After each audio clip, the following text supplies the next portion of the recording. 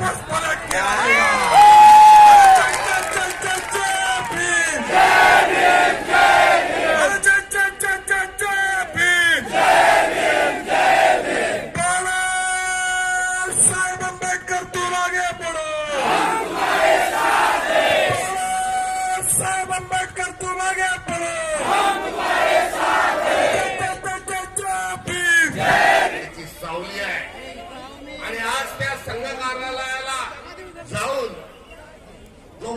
आपल्याला सांगितला त्याची प्रतिष्ठा आणि त्या संस्कारातून जाऊन जाब विचारला पाहिजे।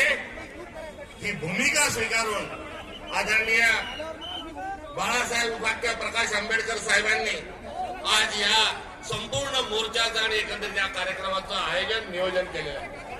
त्यांच्या नेतृत्वात आपण आज जाब विचारायला जात आहोत आणि जाब विचारण्याचा मागचा आशय काय, तर एक विचित्र आणि विकृत माणूस या देशाचा पंतप्रधान आहे। भाई और बहनों,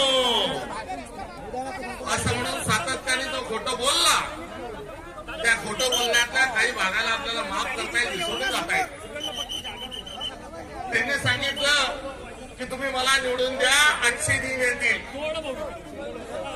आता म्हणायची वेळ आली आहे, तुझे अच्छे दिन तुझ्याजवळ ठेव, कोई लौटा दे मुझे बीते हुए दिन। मात्र अच्छे दिनाचं गाजर दाखवलं हे आपल्याला विसरता येईल। आपल्या सगळ्यांच्या खात्यात 15-15 लाख रुपये टाकणार होता हे आपल्याला विसरता येईल। मात्र दरवर्षी 2 कोटी रोजगार तू म्हणत असताना आता आपल्या तरुणाच्या बेरोजगाराच्या हातावर हात कुणी देत आहेत ते आपल्याला माफ करता येणार नाही। स्वामीनाथन आयोगाची अंमलबजावणी करू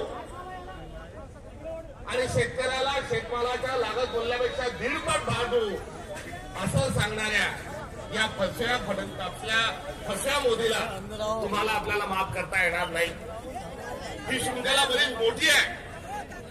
मात्र हे सर्व होत असतानाच आता एक किळसवाना प्रकार हा जो घडतोय आणि सत्ता आणि संपत्तीच्या मस्तीमध्ये आता संस्कृतीला मूठ माती देऊन विकृती जी आहे त्या विकृतीला नरेंद्र मोदी यांनी जवळ स्वीकारलाय आणि ही विकृती म्हणजे किळसवाणी आहे।